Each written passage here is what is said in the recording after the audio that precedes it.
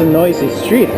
So today, Cebu City is back on ECQ. That changed a lot of my plans for today.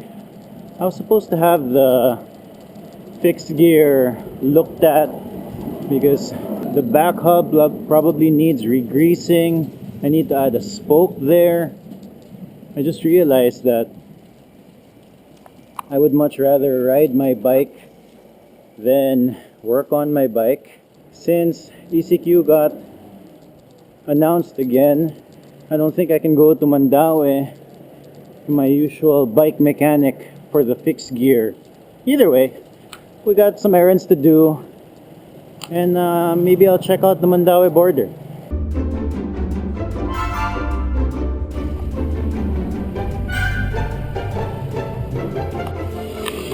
Of course, I flatted. I'm just gonna try to look for a vulcanizing shop or a quiet space to work on the tire by myself. Boss, may vulcanizing shop doon nga rin? Oh, hey. Ako na ba?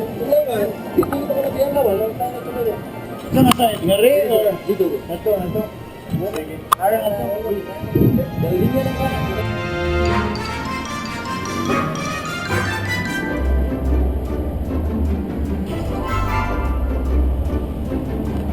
The cool thing with walking is that you get to see the artwork in Cebu.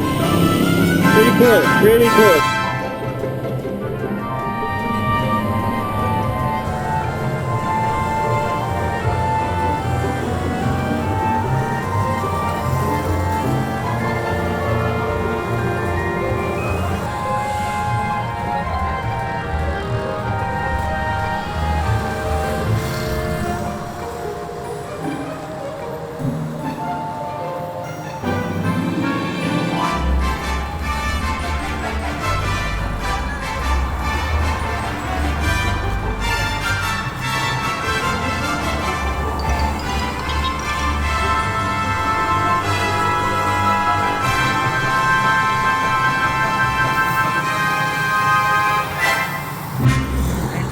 Treinta?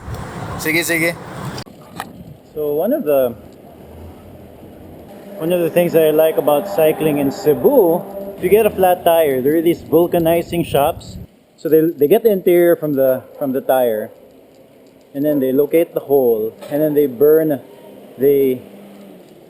a piece of rubber into the interior, which, melts into the interior and covers that hole. All that for 30 pesos. It's super cheap considering that, like, I think a new interior tube for the bike costs about maybe 200 to 300 pesos, I'm not sure. And just 30 pesos to plug in a hole. I have so many like interior tubes that just have like rubber stuck on it. Let's check out the Mandaue border.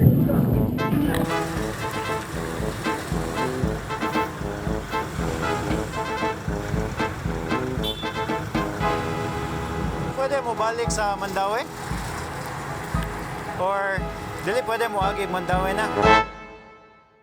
So parang sa pagkakaroon ko sa karong nga di moral kag home information dissemination ba nga ni balik ko sa ECQ. So na sa pagkaroon amo sa tugutan nga katong mga karong adlaw padung diri nga wala pa border pass.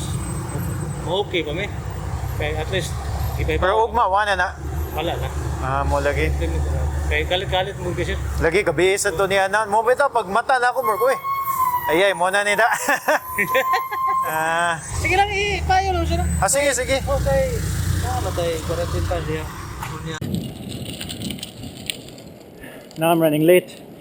I gotta meet Ayan, get my stuff, and finish my errands. Buy some food. Let's go.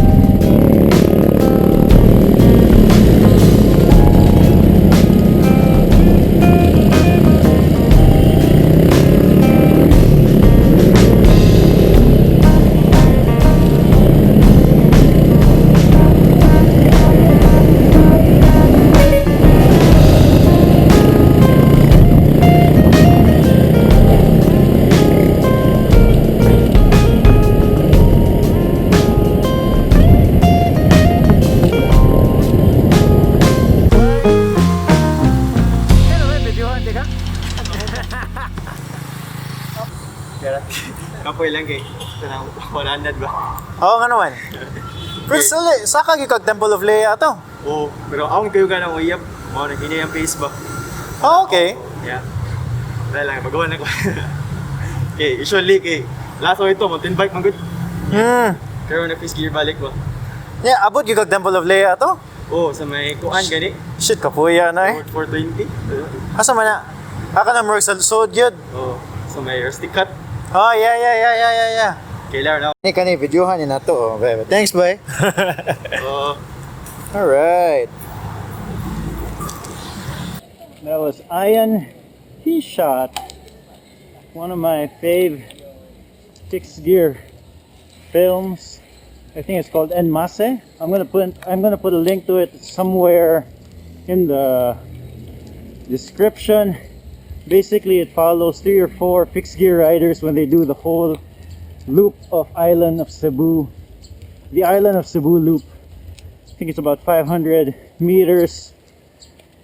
When they do the loop of Cebu straight, I think the riders finished it in about 36 hours. Really good movie. I hope it's still on the internet. Alright, that's it. If you like this episode, subscribe.